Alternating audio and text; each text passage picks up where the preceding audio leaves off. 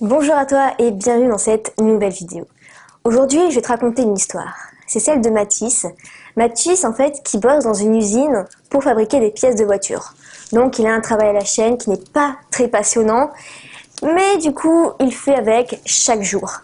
Mais Mathis a une passion à côté. Et cette passion, c'est la peinture. Laisse-moi te raconter son histoire à travers ici plusieurs épisodes. En fait, si tu veux, Mathis, c'est un homme de 32 ans. Il a commencé à travailler à 20 ans dans cette usine, en CDI, mais il sent qu'au fond de lui, c'est pas ce qui l'anime.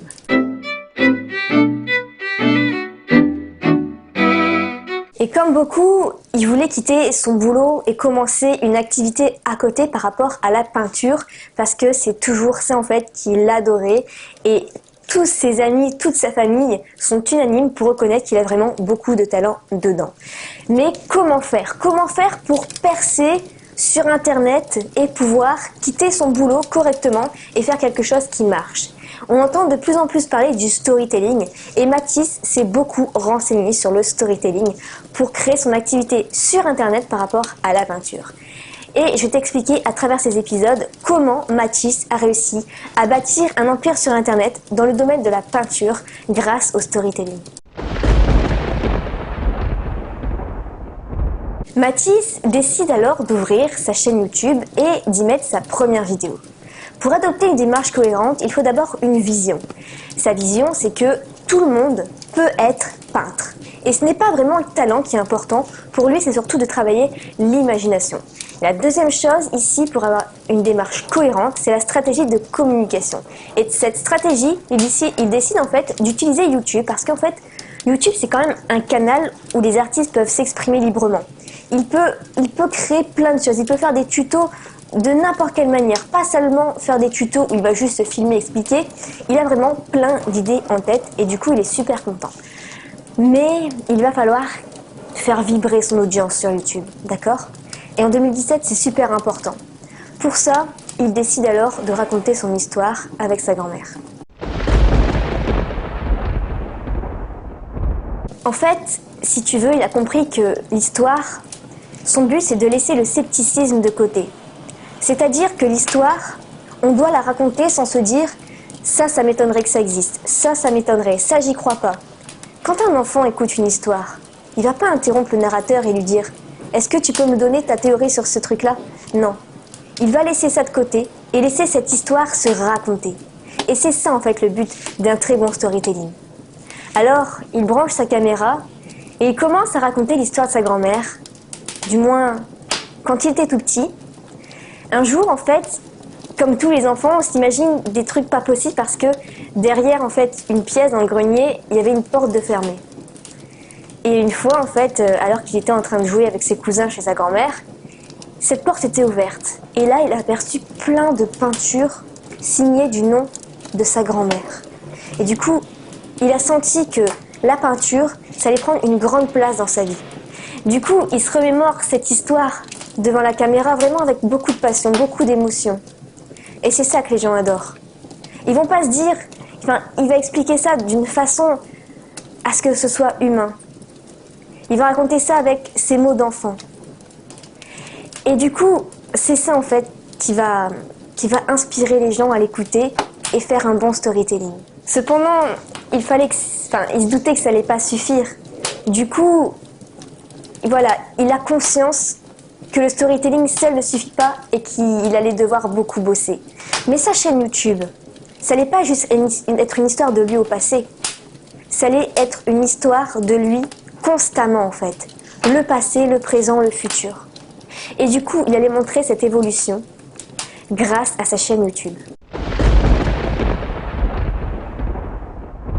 Si tu veux, les meilleurs qui sont dans le storytelling, peut-être même sans s'en rendre compte, sont ceux qui parlent de avant, pendant et après. Par exemple, sur ma chaîne web étudiant, j'explique que j'ai eu mon bac avec 10,00 au rattrapage, que les profs se demandaient ce qu'ils allaient faire de moi, que au présent, j'ai fait 50 droits et j'ai eu une très bonne note, un master en droit des affaires, et que dans le futur, en fait, je vais quitter tout ça, mais je vais créer ma propre boîte. Et ensuite, pour ma chaîne du marketing, en fait, j'explique qu'avant, voilà, j'étais étudiante dans des études qui me plaisaient pas. J'ai découvert le web marketing un peu par hasard et ça m'a passionnée. Et mon histoire va être évolutive. La preuve que, l'année qui est passée en 2016, je suis passée de la personne qui avait un peu d'affiliation, qui vendait un peu de produits, voilà, qui s'en sortait, à quelqu'un qui, au mois de juillet, quand elle termine ses études, peut vivre pleinement de son activité sur Internet. Et je donne mes objectifs clairement, publiquement, parce que je dis que je vais atteindre les 3 000, 5 000 euros avant la fin de 2017. Et du coup, c'est pour ça que les gens aiment aussi nous suivre, pour suivre notre histoire inspirante. Et du coup, Mathis, avec son histoire de devenir peintre, de tout quitter, de devenir peintre, quelque chose, donc du coup, qui est assez dangereux, d'accord? Être peintre, c'est pas forcément une activité rentable. Du coup, ça pouvait paraître fou, non?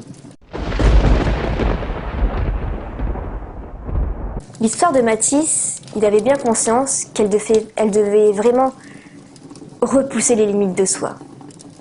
Rompre avec les règles de la société, des croyances.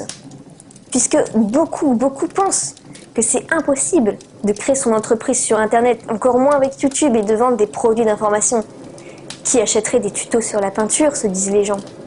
Et pourtant, un bon storytelling, c'est un personnage dans une situation banale qui va vouloir écouter sa petite voix intérieure et faire abstraction en fait du bruit extérieur. Le bruit extérieur, qu'est-ce que c'est? C'est toutes les personnes qui ne croient pas en Mathis et le fait de vivre de sa passion de la peinture. Mais Mathis, il avait tout en tête, il avait tout planifié, c'était un visionnaire. Il voit vraiment comment il peut vivre de sa chaîne YouTube sur la peinture. Vraiment, il avait structuré tout son plan. Pour lui, c'était possible. Pour lui, il allait pouvoir y arriver, même si c'était quelque chose de peu banal pour les autres. Mathis, il racontait pas tout. Il ne racontait pas tout dans ses vidéos. Parfois, il laissait du blanc pour laisser un peu de suspense, pour laisser l'imagination arriver. Par exemple, dans une de ses vidéos, il dit « Et quand j'ai allumé la lumière, que j'ai vu toutes ces peintures signées au nom de ma grand-mère, je savais que la peinture, en fait, allait avoir une importance considérable dans ma vie. » Et c'est tout. À partir de là, il laisse un blanc. Si tu veux, il va pas être rationnel. Il va vraiment laisser les autres s'imaginer ce que Mathis a pu ressentir. C'est ça qui est bon dans un storytelling. C'est de ne pas tout raconter, mais de laisser beaucoup de place à l'imagination en laissant des blancs. Mathis, il savait très bien que ça allait être difficile en fait de faire une chaîne dessus. Il savait très bien que les artistes n'étaient pas pris au sérieux. Et du coup, sa deuxième vidéo sur YouTube, ça allait être comment être pris au sérieux quand on est peintre. Et là en fait, il rentre exactement dans ce qu'attend son audience. Des peintres, un métier artistique qui, comme beaucoup de métiers artistiques, ne sont pas pris au sérieux. Si tu veux, ici, en fait, on ne doit pas raconter la même histoire à un client qui qui a un restaurant 3 étoiles et un client qui va chez Burger King. Du coup, il faut vraiment s'adapter à son destinataire au niveau de ce qu'il peut penser. Quel est son avatar client idéal? Quelle est la personne qui te regarde? Ici, pour Mathis, il savait que c'était quelqu'un qui avait la peinture comme passion, mais qui n'en vivait pas.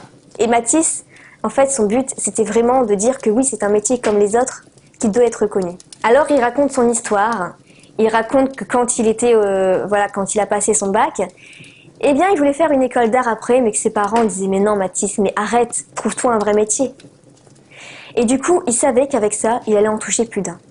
Pourquoi? Parce que les personnes allaient se reconnaître dans son histoire. Si le destinataire, si la personne qui regarde les vidéos de Mathis se sent concernée, se sent touchée, se reconnaissent en lui, ils vont la partager beaucoup plus facilement.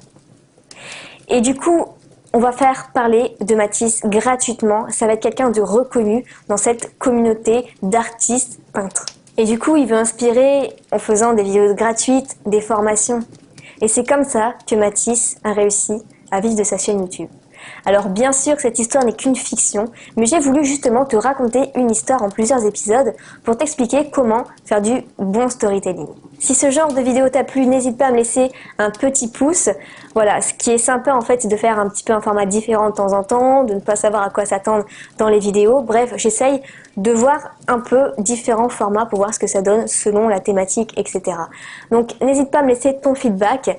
Et voilà, sur ce, je voulais te laisser avec la vidéo, enfin la chaîne YouTube de Serge, qui a une chaîne sur le e-commerce. Le lien, je te le mets juste quelque part ici ou en dessous. N'hésite pas à aller voir si tout ça t'intéresse. De toute façon, c'est un peu dans le même environnement en fait que le web marketing. Je te retrouve dans une prochaine vidéo. En attendant, je te souhaite une excellente journée. Salut. Mais avant de partir, n'oublie pas d'aller au moins visiter ma boutique en ligne en web marketing. Je te mets le lien juste ici. Il suffit d'aller voir. Peut-être qu'une formation pourrait t'intéresser, j'en ai sur YouTube, sur l'affiliation, bref, libre à toi d'aller voir, mais en tout cas, va y jeter un coup d'œil. Salut!